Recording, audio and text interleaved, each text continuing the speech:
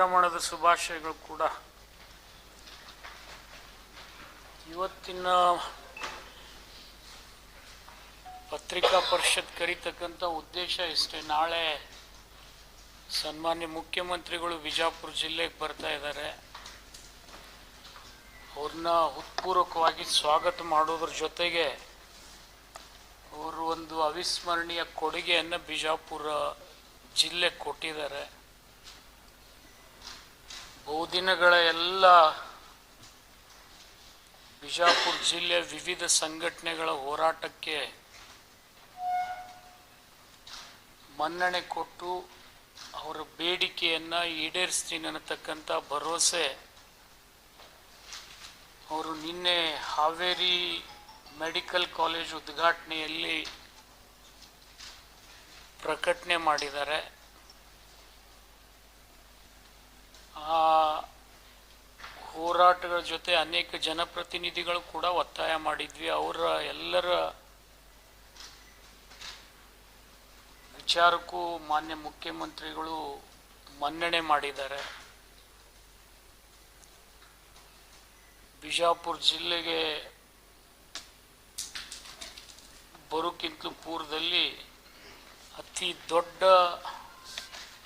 ಕೊಡುಗೆಯನ್ನು ಕೊಡೋದ್ರ ಜೊತೆಗೆ ನಿಮ್ಗೆ ಹೇಳಬೇಕಂದ್ರೆ ಅತಿ ದೀರ್ಘಕಾಲ ಮುಖ್ಯಮಂತ್ರಿಯಾಗಿ ಬಿಜಾಪುರಿಗೆ ಮೊದಲೇ ಬಾರಿಗೆ ಬರುವಾಗ ಇಂಥ ದೊಡ್ಡ ಕೊಡುಗೆಯನ್ನು ಅವ್ರು ಕೊಟ್ಟಿದ್ದಾರೆ. ಅವರಿಗೆ ಜಿಲ್ಲೆಯ ಎಲ್ಲ ಜನಪ್ರತಿನಿಧಿಗಳ ವತಿಯಿಂದ, ವಿವಿಧ ಸಂಘಟನೆಗಳ ವತಿಯಿಂದ ಮತ್ತು ಹೋರಾಟದಲ್ಲಿ ಜಿಲ್ಲೆಯಲ್ಲಿ ಮೆಡಿಕಲ್ ಕಾಲೇಜ್ ಆಗಬೇಕಂತಕ್ಕಂಥ ಹೋರಾಟದ ಹೆಸರಿನಡಿ ಅನೇಕ ಸಂಘಟನೆಗಳು ಇವತ್ತು ಬಾರ್ ಅಸೋಸಿಯೇಷನ್ ಆದಿಯಾಗಿ ಎಲ್ಲ ವೈದ್ಯರು ಕೂಡ ಇದಕ್ಕೆ ಬೆಂಬಲ ಸೂಚಿಸಿದ್ರು. ಅವರೆಲ್ಲರಿಗೆ ಕೃತಜ್ಞತೆಯನ್ನು ಸಲ್ಲಿಸ್ತೀನಿ. ಮಾನ್ಯ ಮುಖ್ಯಮಂತ್ರಿಗಳು ಈ ಮೆಡಿಕಲ್ ಕಾಲೇಜ್ ಮಾಡೋದ್ರಿಂದ ಸರ್ಕಾರಕ್ಕೆ ಹೆಚ್ಚಿನ ಭಾರ ಆಗೋದಿಲ್ಲ. ಕಾರಣ ಇಷ್ಟೇ, ಒಂದೊಂದು ಜಿಲ್ಲೆಯಲ್ಲಿ ಒಂದೊಂದು ಮೆಡಿಕಲ್ ಕಾಲೇಜ್ ಮಾಡೋದ್ರಲ್ಲಿ ಯಾರು 500 ಕೋಟಿ ಮಾಡಿದ್ದಾರೆ, ಯಾರು 700 ಕೋಟಿ ಮಾಡಿದ್ದಾರೆ, ಯಾರು 600 ಕೋಟಿ ಮಾಡಿದ್ದಾರೆ. ನಮ್ಮಲ್ಲಿ ಅತ್ಯಂತ ಕಡಿಮೆ ಖರ್ಚಿನಲ್ಲಿ ಈ ಆಸ್ಪತ್ರೆ ಈ ಕಾಲೇಜ್ ನಿರ್ಮಾಣ ಆಗ್ತದೆ. ಕಾರಣ ಇಷ್ಟೇ, ಹಿಂದೆ ಇಲ್ಲಿ ಸೂಪರ್ ಸ್ಪೆಷಾಲಿಟಿ ಆಸ್ಪತ್ರೆಯನ್ನು ಮಾಡಿದ್ದೀವಿ. ಹುದ್ದೆಗಳ ಮಂಜೂರಾತಿ ಕೂಡ ಇತ್ತೀಚೆಗೆ ತಗೊಂಡಿದ್ದೀವಿ. MCH ನಾನಿದ್ದಾಗೆ 100 ಬೆಡ್ಡಿಂದ ಇದ್ದಿದ್ದನ್ನು 150ಕ್ಕೆ ಮೇಲ್ದರ್ಜೆಗೇರಿಸಿದ್ದೀವಿ. ಟ್ರೋಮಾ ಸೆಂಟರನ್ನು ಮಾಡಿದ್ದೀವಿ. ಇಲ್ಲಿ ಬೇಕಾಗಿದ್ದು ಭಾಳ ಏನಿಲ್ಲ, 4 ಲೆಕ್ಚರ್ ಕೋಣೆಗಳು ಬೇಕು, 1 ಆಡಿಟೋರಿಯಂ ಬೇಕು, 2 ಎಕ್ಸಾಮಿನೇಷನ್ ಹಾಲ್ ಬೇಕು. ಇಷ್ಟಾದರೆ ನಾವು 150 ಸೀಟ್ದಿಂದ ಪ್ರಾರಂಭ ಮಾಡಿ 200-250 ಸೀಟ್ಗಳವರೆಗೆ ಮೆಡಿಕಲ್ ಕಾಲೇಜನ್ನು ನಡೆಸ್ಬೋದು. ಜೊತೆಗಿಲ್ಲಿ BSc ನರ್ಸಿಂಗ್ ಮಾಡಿದ್ದೀವಿ, MSc ನರ್ಸಿಂಗ್ ಮಾಡಿದ್ದೀವಿ. ಮೊದಲೇ ಇಲ್ಲಿ DNB ಅಂತ ಹೇಳಿ ಒಂದು ಕೋರ್ಸ್ ಇರುತ್ತೆ, ಅದು ಕೂಡ ಮಾಡಿದ್ವಿ. ಈಗ ಇತ್ತೀಚೆಗೆ PG ಕೂಡ ಬರ್ತಾ ಇದೆ, ಪೋಸ್ಟ್ ಗ್ರ್ಯಾಜುಯೇಷನ್ ಕೋರ್ಸ್ ಕೂಡ ಇಲ್ಲಿ ಬಿಜಾಪುರ ಜಿಲ್ಲಾ ಆಸ್ಪತ್ರೆಗೆ ಬರ್ತಾ ಇದೆ. ಈ ಹಿನ್ನೆಲೆಯಲ್ಲಿ ಹೆಚ್ಚಿಗೇನು ಭಾರ ಇಲ್ಲದೆ ಕೇವಲ 4 ಲೆಕ್ಚರ್ ಕೋಣೆಗಳು, 1 ಅಥವಾ 2 ಆಡಿಟೋರಿಯಮು, 2 ಎಕ್ಸಾಮಿನೇಷನ್ ಹಾಲ್ ಆದರೆ ನಾವು ಫೈನಲ್ MBBS ವರೆಗೆ ಇಲ್ಲಿ ಕಾಲೇಜನ್ನು ಪ್ರಾರಂಭ ಮಾಡ್ತಕ್ಕಂಥ ಅವಕಾಶ ಇದೆ. ಇದರಿಂದ ಬಿಜಾಪುರ ರೋಗಿಗಳಿಗೆ ಇನ್ಮೇಲೆ ಸಾಂಗ್ಲಿ, ಮಿರಜು, ಸೋಲಾಪುರಕ್ಕೆ ಹೋಗ್ತಕ್ಕಂಥದ್ದು ತಪ್ತದೆ. ಜೊತೆಗೆ ಕ್ಯಾನ್ಸರ್ ಆಸ್ಪತ್ರೆ ಕೂಡ ನಾನು ಅಡಿಗಲ್ ಹಾಕಿದ್ದೀನಿ, ದುಡ್ಡು ಕೊಟ್ಟಿದ್ದೆ, ಅದು ಅರ್ಧಂಬರ್ಧ ಆಗಿದೆ. ಅದನ್ನು ಪೂರ್ತಿ ಮಾಡಿದರೆ ನಮಗೆ ಇನ್ಯಾವುದೇ ಜರೂರತ್ತಿಲ್ಲ. ಇಷ್ಟರ ಮೇಲೆ ನಮ್ಮ ಮೆಡಿಕಲ್ ಕಾಲೇಜ್ನಲ್ಲಿ ಹೋಗ್ತದೆ. ಅತ್ಯಂತ ಕಡಿಮೆ ಖರ್ಚದಲ್ಲಿ, ಏನು ರಾಜ್ಯದಲ್ಲಿ ಏನು ಖರ್ಚು ಮಾಡಿದ್ದಾರೆ ಎಲ್ಲ ಬೇರೆ ಬೇರೆ ಮೆಡಿಕಲ್ ಕಾಲೇಜ್ಗಳು, ಅದರ ಅರ್ಧದಷ್ಟು ಇಲ್ಲ.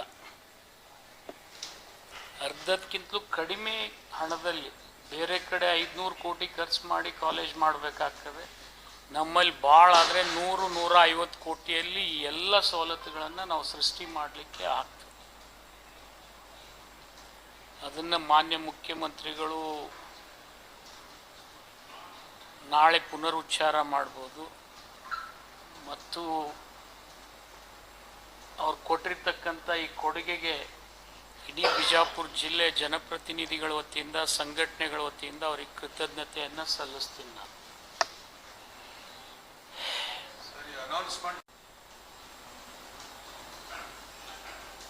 ಹೋರಾಟ ಎಲ್ಲರ ಹಕ್ಕದು, ಅದನ್ನು ಯಾರೂ ಕಿತ್ಕೊಳ್ಳಿಕ್ಕೆ ಆಗೋದಿಲ್ಲ. ಹೋರಾಟ ಎಲ್ಲರ ಹಕ್ಕು, ಅದು ಯಾರೂ ಕಿತ್ಕೊಳ್ಳಿಕ್ಕೆ ಆಗೋದಿಲ್ಲ. ಆದರೆ ಅವ್ರ ಮನಸ್ಸಿನಲ್ಲಿ ಏನು ಆತಂಕಿತ್ತು ನನಗೆ ಗೊತ್ತಿಲ್ಲ, ಹೋರಾಟಗಾರ ಮನಸ್ಸಿನಲ್ಲಿ. ಆದರೆ ಅವ್ರ ಮೇಲೆ ಏನಾದರೂ ದುರ್ವರ್ತನೆ ಆಗಿದ್ರೆ ಅದರಲ್ಲಿ ಕ್ಷಮೆ ಇರಲಿ ಅಂಥೇಳಿ ನಾನು ಅವರಲ್ಲಿ ಕ್ಷಮೆಯನ್ನು ಕೋರ್ತೀನಿ ಇಷ್ಟೇ.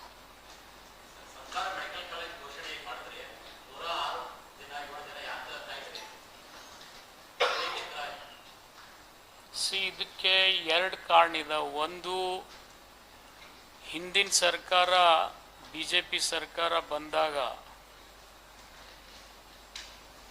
ಅವರು PPP ಮಾಡೆಲನ್ನು ಇಂಟ್ರೊಡ್ಯೂಸ್ ಮಾಡಬಾರ್ದಾಗಿತ್ತು ಮತ್ತು ಸನ್ಮಾನ್ ಸಿದ್ದರಾಮಯ್ಯನವರು 14-15ರಲ್ಲಿ ಘೋಷಣೆ ಮಾಡಿದ್ರು, ಪ್ರತಿ ಜಿಲ್ಲೆಯಲ್ಲಿ ಸರ್ಕಾರಿ ಮೆಡಿಕಲ್ ಕಾಲೇಜನ್ನೇ ಮಾಡ್ತೀನಿ ಅಂತೇಳಿ. ಅದರ ಬಜೆಟ್ ಕಾಪಿ ಕೂಡ ನನ್ನಲ್ಲಿದೆ, ನಿಮಗೆ ಕೊಡ್ತೀನಿ. ಅದನ್ನು ಬದಲಾವಣೆ ಮಾಡದೇ ಇದ್ದರೆ BJPಯವರು ಇದು ಯಾವುದೂ ಸಮಸ್ಯೆನೇ ಉದ್ಭವ ಆಗ್ತಿರಲಿಲ್ಲ.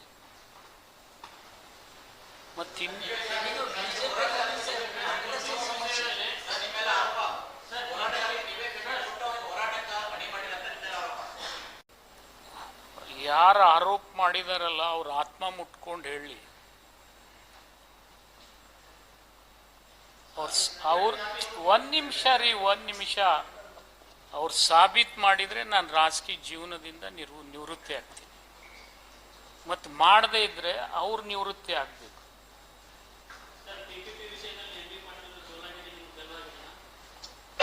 ಇದು ನಿಮ್ಮ ಸೃಷ್ಟಿನ?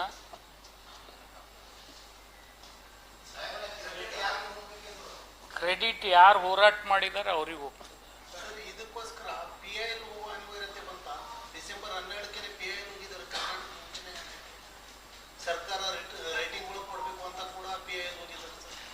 ಅದ್ರ ಬಗ್ಗೆ ನನಗೆ ಮಾಹಿತಿ ಇಲ್ಲ, ನೀವು ಕೊಟ್ಟರೆ ಅದಕ್ಕೆ ನಾನು ಉತ್ತರ ಕೊಡ್ತೀನಿ.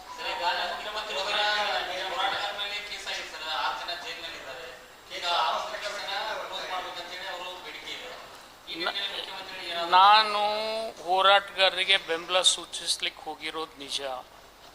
ನನ್ನ ಮನಸ್ಸು ಇವತ್ತು ಕೂಡ ಹೋರಾಟಗಾರರ ಜೊತೆ ಇದೆ. ಅವ್ರ ಮೇಲೆ ಹಾಕಿರ್ತಕ್ಕಂಥ ಕೇಸ್ಗಳನ್ನು ಹಿಂಪಡೀಲಿಕ್ಕೆ ಮಾನ್ಯ ಮುಖ್ಯಮಂತ್ರಿಗಳಲ್ಲಿ ನಾನು ನಿವೇದನೆ ಮಾಡ್ತೀನಿ. ಅದು ಯಾವುದೇ ಷರತ್ತಿರಲಿ, ಅವ್ರು ಏನು ಹೇಳ್ತಾರೆ ಆ ರೀತಿನೇ ಮಾಡಿಕೊಡಿಸ್ತಕ್ಕಂಥ ಪ್ರಯತ್ನ.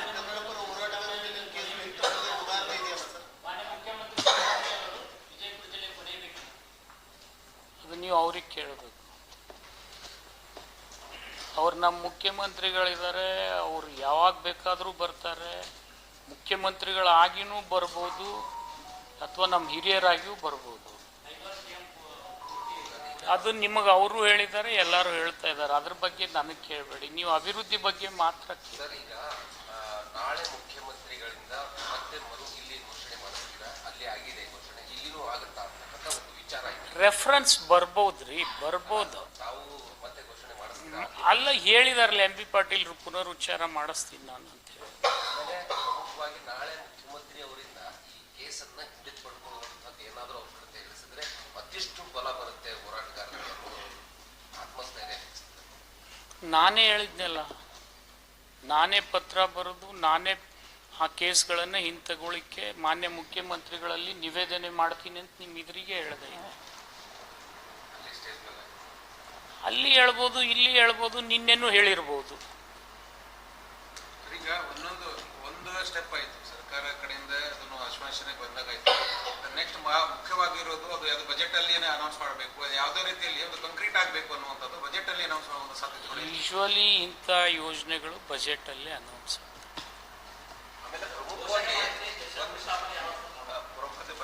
ನೋಡ್ರಿ. ಈಗ ಅದು ಅವ್ರ ವಿವೇಚನೆಗೆ ಬಿಟ್ಟಿದ್ದು. ಮುಖ್ಯಮಂತ್ರಿಗಳು ಅವ್ರ ಆರ್ಥಿಕ ಸ್ಥಿತಿಗತಿ ನೋಡಿಕೊಂಡು ಅವ್ರು ಮಾಡ್ತೀನಿ ಅಂತ ಭರವಸೆ ಕೊಟ್ಟ ಮೇಲೆ ಅದು ಜಿಲ್ಲೆ ಜನತೆಗೆ ಒಂದು ವಿಶ್ವಾಸ. ಮತ್ತು ಅದೇ ವೇದಿಕೆ ಮೇಲೆ ಬೊಮ್ಮಾಯಿ ಸಾಹೇಬರು ಇದ್ದರು. ನನ್ನ ಭಾಷಣ ಮಾಡೋಕ್ಕಿಂತ ಪೂರ್ವದಲ್ಲಿ ಅವರಿಬ್ಬರಲ್ಲಿ ನಿವೇದನೆ ಮಾಡಿದ್ದೀನಿ.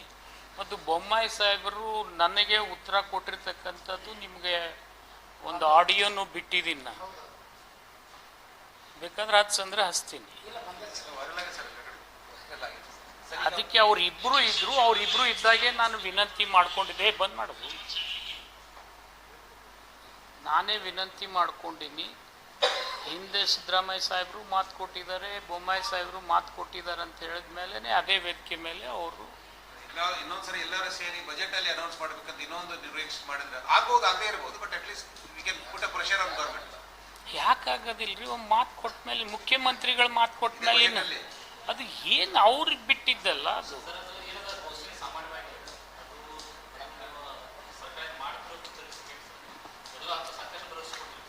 22 ಮೆಡಿಕಲ್ ಕಾಲೇಜ್ ಯಾಕದು ಯಾಕದು ಹೇಳಿ? ಘೋಷಣೆ ಮಾಡಿದ್ದಕ್ಕೆ ಅದು ಅಲ್ವಾ?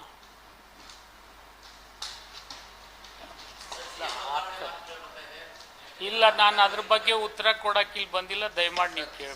ಪ್ರಮುಖವಾಗಿ ಒಂದು ಬಹಳ ಸಾರ್ವಜನಿಕರಲ್ಲಿ ಚರ್ಚೆಗೆ ಇದಾಗಿರ್ತಕ್ಕಂಥ ಒಂದು ಸವಾಲಾಗಿತ್ತು.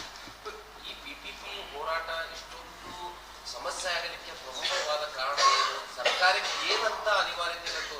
ಸಾವಿರಾರು ಕೋಟಿ ಕೊಟ್ಟು ಸರ್ಕಾರ ಇಲ್ಲಿ ನೀರಾವರಿ ಮಾಡಿಸುತ್ತೆ ಮತ್ತು ಸಕ್ಕರೆ ಸಮಸ್ಯೆಗಳಿಗೆ ಸೊಲ್ಯೂಷನ್ ಮಾಡಕ್ಕೆ ಸರ್ಕಾರ ಸ್ಪಂದಿಸುತ್ತೆ. ಇದು ಒಂದು ಸಣ್ಣ ಮೆಡಿಕಲ್ ಕಾಲೇಜ್ ಅಂತಕ್ಕಂಥ ಒಂದು ಚಿಕ್ಕ ಸಮಸ್ಯೆ. ಈ ಸಮಸ್ಯೆನ ಇಷ್ಟೊಂದು ದೊಡ್ಡದಾಗಿ ತಿಳ್ಕೊಳ್ಳುವಂತ ಸರ್ಕಾರಕ್ಕೆ ಏನು ಅನಿವಾರ್ಯತೆ ಬಂದಿತ್ತು, ಅದ್ರ ಹಿಂದೆ ಯಾರಿದ್ದಾರೆ ಅಂತಕ್ಕಂಥದ್ದು ಏನಾದ್ರು ನಾವು ಸ್ಪಷ್ಟೀಕರಣ ಕೊಟ್ಟರೆ ಚೆನ್ನಾಗಿದೆ. ನಾನು ಅದರ ಬಗ್ಗೆ ತಲೆ ಕೆಡಿಸ್ಕೊಳ್ಳಲ್ಲ. ಈ ಕೆಲಸ ಆಗ್ಬೇಕಾಗಿತ್ತು ಬಿಜಾಪುರಕ್ಕೆ. ಯಾಕೆಂದ್ರೆ ಬಿಜಾಪುರ ಜಿಲ್ಲೆ ಜನರ ಹಿತದೃಷ್ಟಿಯಿಂದ, ಜೊತೆಗೆ ರೋಗಿಗಳ ಹಿತದೃಷ್ಟಿಯಿಂದ, ಮತ್ತು ಇನ್ನೂ ಒಂದು ಹೆಜ್ಜೆ ಮುಂದೆ ಹೋಗಿ ಹೇಳಬೇಕಾದ್ರೆ, ನಾನು ಮಾಡಿರ್ತಕ್ಕಂಥ ಹಾವೇರಿ ಮೆಡಿಕಲ್ ಕಾಲೇಜು 150 ಸೀಟ್ನಿಂದ 250 ಸೀಟ್ ತೆಗೆದುಕೊಳ್ತಕ್ಕಂಥ ಸಾಮರ್ಥ್ಯ ಸೃಷ್ಟಿ ಮಾಡಿದ್ದೀನಿ ಅತ್ಯಂತ ಕಡಿಮೆ ಖರ್ಚದಲ್ಲಿ. ಇಡೀ ರಾಜ್ಯದಲ್ಲಿ ಎಲ್ಲ ಕಾಲೇಜಿಗೆ ಎಷ್ಟು ಖರ್ಚಾಗಿದೆ ಅತ್ಯಂತ ಕಡಿಮೆ ಖರ್ಚದಲ್ಲಿ, ಮತ್ತು ಕೇವಲ 56 ಎಕರೆ. ಇಲ್ಲಂತರೂ ನನ್ನ 146 ಎಕರೆ. ಟೋಟಲ್ ಎಷ್ಟು ಖರ್ಚಾಯ್ತು ಸರ್ ಆ ಮೆಡಿಕಲ್ ಕಾಲೇಜ್ಗೆ? 500 ಕೋಟಿ ಆಗಿದೆ ಈಗ. ನಮ್ಮಲ್ಲಿ 100 ಕೋಟಿ ಮುಗಿದ್ಬಿಡ್ಬೋದು ಅಷ್ಟೇ. ಜಾಗ ಅದ್ರ 3 ಪಟ್ಟಿದೆ ನಮ್ಮಲ್ಲಿ. ಜೊತೆಗೆ ಅಲ್ಲಿ ಏನು ಎಲ್ಲ ಆಗಬೇಕಾಗಿದೆ. ಈಗ ಸೂಪರ್ ಸ್ಪೆಷಾಲಿಟಿ ಕೂಡ ಹಾವೇರಿ ಜಿಲ್ಲೆಗೆ ಕೊಟ್ಟಿದ್ದಾರೆ. ಅದು ನನ್ನಲ್ಲಿ ಆಲ್ರೆಡಿ ಆಗಿ ಇನ್ನು ಕಾರ್ಯಾರಂಭ ಮಾಡಬೇಕು. ಟ್ರೋಮಾ ಸೆಂಟರ್ ಆಗಿದೆ. MCH 100 ಇದ್ದಿದ್ದನ್ನು 150 ಹಾಸಿಗೆ ಮಾಡಿದೆ. ಕ್ಯಾನ್ಸರ್ ಆಸ್ಪತ್ರೆ ಆಗಿದೆ. ನರ್ಸಿಂಗ್ ಕಾಲೇಜ್ಗಳಾಗಿದ್ದಾವೆ. ಮತ್ತು ಆಯುಷ್ ಆಸ್ಪತ್ರೆ ಕೂಡ ಮಾಡಿಸ್ಕೊಟ್ಟಿದ್ದೀನಿ ನಾನು. ಒಂದು ಹೆಚ್ಚು ಕಡಿಮೆ 25 ಬೆಡ್ಡಿನ ಆಯುಷ್ ಆಸ್ಪತ್ರೆ ಇರ್ಬೋದು ಅಲ್ಲಿ. ಎಲ್ಲಿ ನಮ್ಮಲ್ಲಿ ಖರ್ಚೇ ಇಲ್ಲ. ಇನ್ಮೇಲೆ ಬರೀ ಹೇಳಿದ್ನಲ್ಲ, 4 ಲಕ್ಷ ಕೋಣೆ, 2 ಆಡಿಟೋರಿಯಮು ಬೇಡ, 1 ಆಡಿಟೋರಿಯಂ ಆದರೂ ಸಾಕು, 2 ಎಕ್ಸಾಮಿನೇಷನ್ ಹಾಲ್ ಆದರೆ ಸಾಕು. ಮತ್ತು ಇದು ಬಹಳ ಮುಖ್ಯವಾಗಿ ಸರ್, ಈಗ ಏನು ಹೋರಾಟಗಾರರಿಗೆ ಎಲ್ಲ ಪೇಮೆಂಟ್ ಗಿರಾಕಿಗಳು ಅಂತರ್ಗ ಸೋಲಾಗಿದೆ. ವಾಟ್ ಇಸ್ ದೇರ್ ಪೇಮೆಂಟ್ ಗಿರಾಕಿಗಳು ಗೊತ್ತಿರೋ ಅಂತ ಹೇಳಿದ್ರು. ಅದು ಅನ್ಬಾರ್ದು. That is very unparliamentary. ಅನ್ಬಾರ್ದು. ಬಟ್ ಇನ್ನು ಅಂದವ್ರಿಗೆ ಅವರಿಗೆ ಬಿಟ್ಟಿತ್ತು. ಸಾರ್ವಜನಿಕ ವಲಯದಲ್ಲಿ ಭಗವಾನ ಚುಂಬೂರು ಅವರೇ ತೊಡಗನ್ನ ಚುಂಬೂರು ಆನೆ ಅಂತ ರಾಜಕಾರಣಿಗಳ ಕಡೆಗೆ ಬೆಟ್ಟು ಬರ್ತಾ ಇದೆ. ಸರ್ಕಾರ ಈಗ ಘೋಷಣೆ ಮಾಡಿದ್ರು ಕೂಡ ಇಬ್ಬಿಬ್ಬರು ಸಚಿವರಿದ್ರು ಕೂಡ ಇಷ್ಟಾಗಿ ಡಿಲೇ ಆಯಿತು ಅನ್ನುವಂಥ ಮಾತುಗಳು ಕೇಳಿ ಬರ್ತಾ ಇದೆ ಸರ್. ನೋಡ್ರಿ, ಈಗ ಸರ್ಕಾರಕ್ಕೂ ಆದ್ಯತೆ ಇರ್ತದೆ.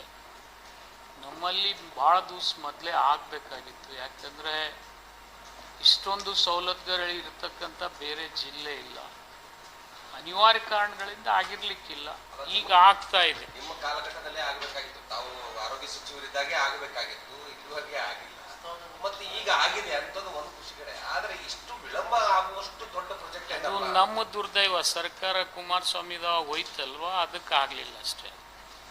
ಇತ್ತಂದ್ರೆ ಮಾಡ್ತಿದ್ವು ಬಿಡ್ತಿದ್ವು, ಅದು ಅವಾಗಿನ ಮಾತು. ಎಂ.ಪಿ. ಅವರು ನಾವು ಎದಕ್ಕೂ ಕೇಂದ್ರಕ್ಕೂ ಮನವಿ ಮಾಡಿವಿ, ಏಮ್ಸ್ ಕೂಡ ಬರಲಿ ಅಂತ ನಾ ಪ್ರಧಾನಮಂತ್ರಿಗೆ ಮನವಿ ಮಾಡಿನ ಅಂತ ಹೇಳಿ ಇವರು ಎಂ.ಪಿ. ರಮೇಶ್ ಜಿಗಜಿಣಗಿ ರಮೇಶ್ ಏನು ಸಂಬಂಧ ಆಗ್ತದೋ ಇದು ಏಮ್ಸ್ ಬೇರೆನೇ ಇದಕ್ಕೂ ಈಗ ಇದು ಮೆಡಿಕಲ್ ಈಗ ಸರ್ಕಾರದ್ದಾಯ್ತು, ಓಕೆ ಏಮ್ಸ್ ಅವ್ರು ಮಾಡಿದ್ರೆ ಅವ್ರಿಗೊಂದು ಕೃತಜ್ಞತೆ ಸಲ್ಲಿಸ್ತೀನಿ.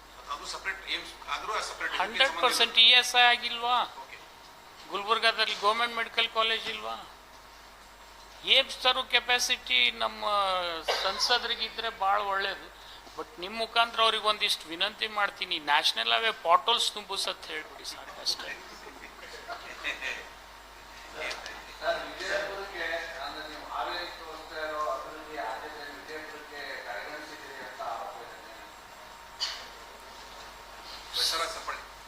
ಏನ್ ಸರ್ ಅದು? ಹಾವೇರಿಗೆ ತೋರಿಸಿದಂತಹ ಅಭಿವೃದ್ಧಿ ವಿಜಯಪುರಕ್ಕೆ ಯಾಕೆ ತೋರಿಸ್ತಾ ಇಲ್ಲ ಅಂತಕ್ಕಂಥದ್ದು ಪ್ರಶ್ನೆ ಸರ್. ಇಲ್ಲ, ನೀವು ಬಿಜಾಪುರ ಜಿಲ್ಲಾ ಉಸ್ತುವಾರಿ ಮಂತ್ರಿ ನಾನು ಮಾಡ್ರಿ, ನಾನು ಮಾಡಿ ತೋರಿಸ್ತೀನಿ.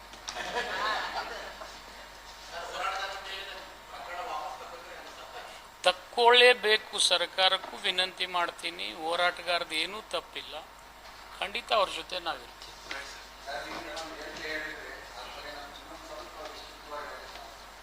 ಯಾವ್ದು ಸರ್?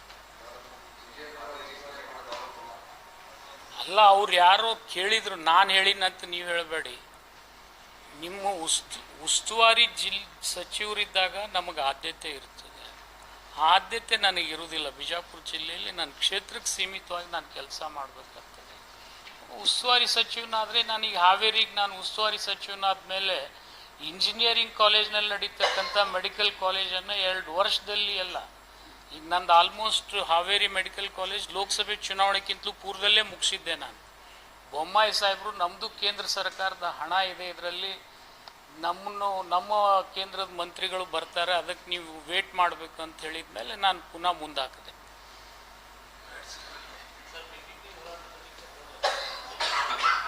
ನನಗೆ ಗೆಲುವು ಸೋಲು ಇಂಪಾರ್ಟೆಂಟ್ ಇಲ್ಲ, ನನ್ನ ಜಿಲ್ಲೆಗೆ ಒಂದು ಆಗಬೇಕಾಗಿತ್ತು. ಮಾನ್ಯ ಮುಖ್ಯಮಂತ್ರಿಗಳು ಮಾಡಿದ್ದಾರೆ. ಅವ್ರು ದೀರ್ಘಾವಧಿ ಮುಖ್ಯಮಂತ್ರಿಗಳಾದಮೇಲೆ ಒಂದು ಹೊಸ ಕೊಡುಗೆಯನ್ನು ಬಿಜಾಪುರ ಕೊಟ್ಟಿದ್ದಾರೆ, ಹಾವೇರಿ ಕೊಟ್ಟಾಗೆ ನಾನು ಅವ್ರಿಗೆ ಕೃತಜ್ಞತೆಯನ್ನು ಸಲ್ಲಿಸ್ತೀನಿ. ನನಗದು ಗೊತ್ತಿಲ್ಲ, ನನಗೆ ಬಿಜಾಪುರಕ್ಕೆ ಆಗಬೇಕಾಗಿತ್ತು ಅಷ್ಟೇ.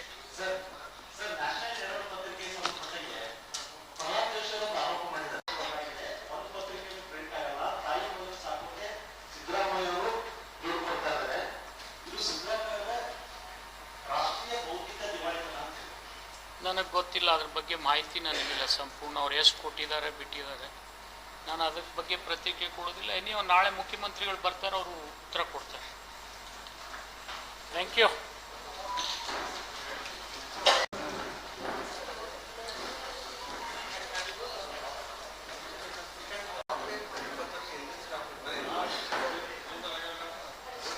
ಈ ಸೂಪರ್ ಸ್ಪೆಷಾಲಿಟಿಗೆ ಮಂಜೂರಾತಿ ಕೊಟ್ಟಿದ್ದೀವಿ, ಟ್ರೋಮಾ ಸೆಂಟ್ರಿಗೆ ಮಂಜೂರಾತಿ ಕೊಟ್ಟಿದ್ದೀವಿ.